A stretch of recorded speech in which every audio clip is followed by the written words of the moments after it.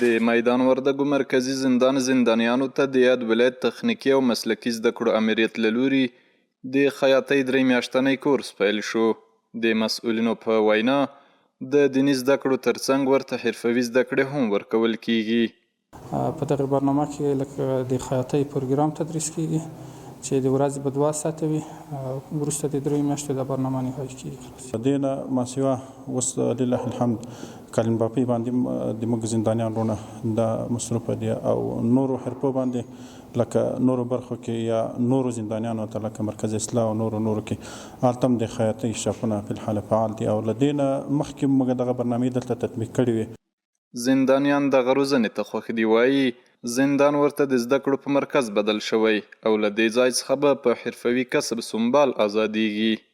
خو د الله پاک احسانات چې پر موږ باندې کړي دي او موږ ته دلته د کار زمینه په اصطلاح د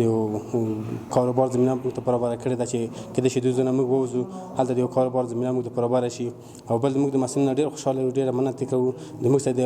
رویه لکه د پلار او مور پر رقم ده. ناس کوم د شکنجو مشکل نشته دی، موږ الحمدلله د مشرانو څخه ډېره مننه کوو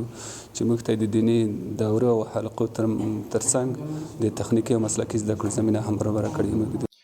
د مسؤلینو په خبره د دغه ډول زده کړو زمینه ورته وړاندې هم برابره شوې چې ګڼ زندانیان ورڅخه فارغ شوي.